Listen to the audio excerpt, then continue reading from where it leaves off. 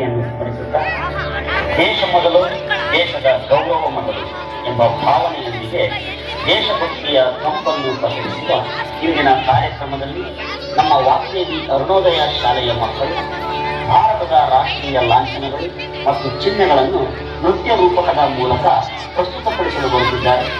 ಚಪ್ಪಾಳೆಯೊಂದಿಗೆ ನಮ್ಮ ವೀಣೆಯನ್ನು ರಾಷ್ಟ್ರೀಯ ವಾದ್ಯ ಎಂದು ಏಕೆ ಕರೆಯಲಾಗುತ್ತದೆ ನಿಮಗೆ ಗೊತ್ತೇ? ತಾಯಿ ಸರಸ್ವತಿಯ ಕೈಯಲ್ಲಿರುವ ವೀಣೆ ಕೇವಲ ವಾದ್ಯವಲ್ಲ, ಅದು ಜ್ಞಾನ ಮತ್ತು ಸಂಸ್ಕೃತಿಯ ಸಂಕೇತ. ಪ್ರಾಚೀನತೆ, ಪವಿತ್ರತೆ ಮತ್ತು ಭಾರತೀಯ ಸಂಸ್ಕೃತಿಯ ಸಂಕೇತವಾಗಿದೆ.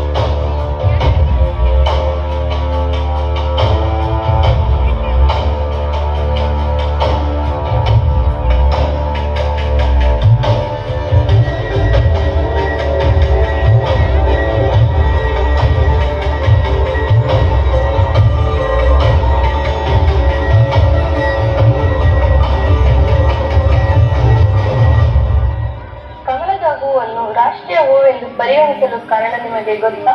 ಕೆಸರಿನಲ್ಲಿ ಬೆಳೆದರೂ ಹೂ ಸ್ವಚ್ಛ ಮತ್ತು ಸುಂದರವಾಗಿ ಹರಡುತ್ತದೆ. ಪವಿತ್ರತೆ, ಸೌಂದರ್ಯ ಮತ್ತು ಆಧ್ಯಾತ್ಮಿಕತೆಯ ಸಂಕೇತವಾಗಿದೆ.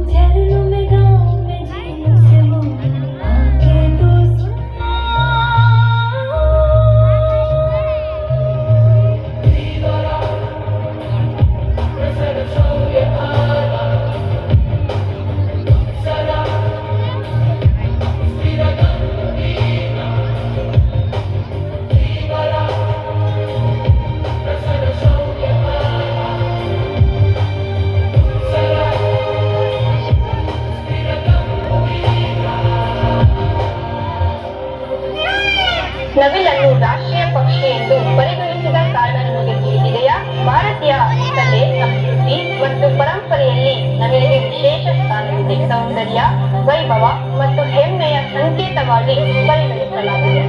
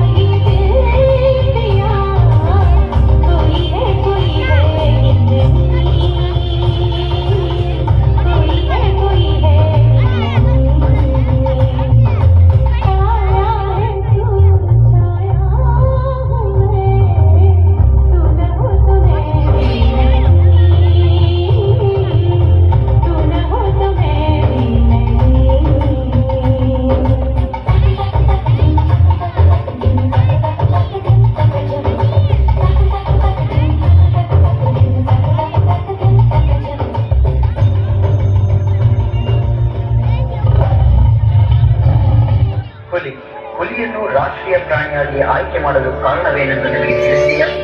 ಆಹಾರ ಸರಪಳಿಯಲ್ಲಿ ಅಗ್ರಸ್ಥಾನದ ಪ್ರಾಣಿಯಾಗಿ ಪರಿಸರ ಸಮತೋಲನ ಕಾಪಾಡುವಲ್ಲಿ ಪ್ರಮುಖ ಪಾತ್ರ ವಹಿಸುತ್ತದೆ. ಧೈರ್ಯ, ಧೈರ್ಯ, ಶಕ್ತಿ ಮತ್ತು ವೈಭವದ ಸಂಕೇತವಾಗಿದೆ. ಹಾಗಾಗಿ ಹುಲಿಯನ್ನು ರಾಷ್ಟ್ರೀಯ ಪ್ರಾಣಿಯಾಗಿ ಆಯ್ಕೆ ಮಾಡಲಾಗಿದೆ.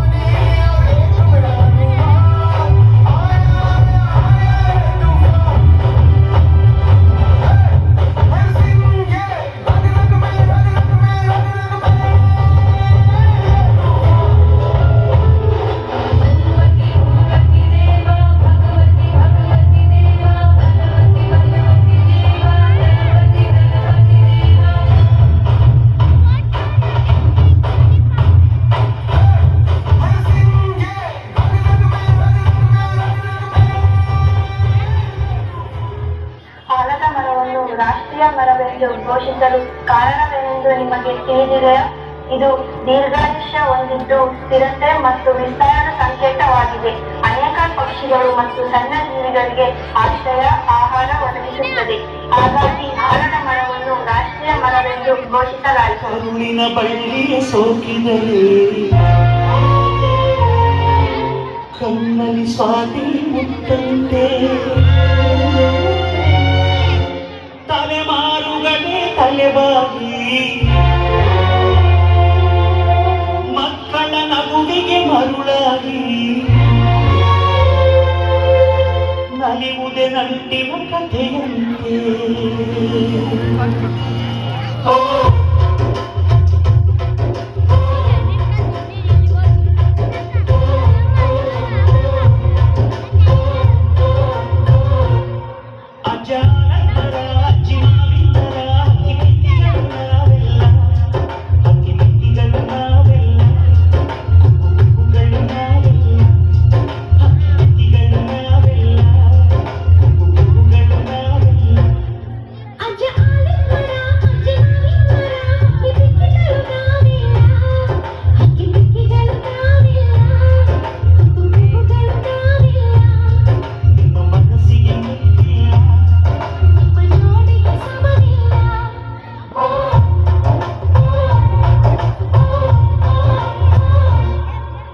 ಹಾಕಿಯನ್ನು ರಾಷ್ಟ್ರೀಯ ಕ್ರೀಡೆಯಾಗಿ ಆಯ್ಕೆ ಮಾಡಿದ ಕಾರಣ ನಿಮಗೆ ತಿಳಿದಿದೆ.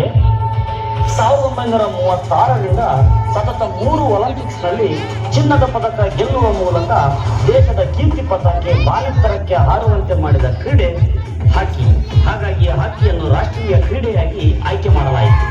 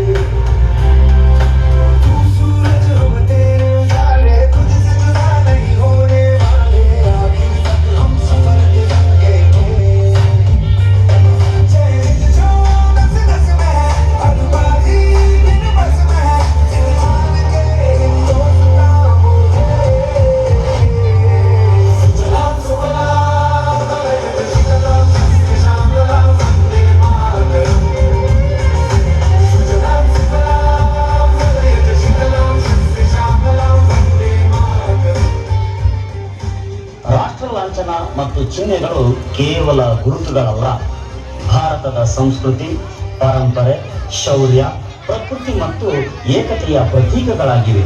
ಅವುಗಳ ಗೌರವವನ್ನು ಕಾಪಾಡುವುದು ಪ್ರತಿಯೊಬ್ಬ ಭಾರತೀಯನ ಕರ್ತವ್ಯ. ದೇಶದ ಹೆಮ್ಮೆ, ಗೌರವ ಮತ್ತು ಏಕತೆಯನ್ನು ಎತ್ತಿ ಹಿಡಿದು ಭಾರತವನ್ನು ಮತ್ತಷ್ಟು ಶ್ರೇಷ್ಠ ರಾಷ್ಟ್ರವನ್ನಾಗಿ ನಿರ್ಮಿಸೋಣ. ಧನ್ಯವಾದಗಳು.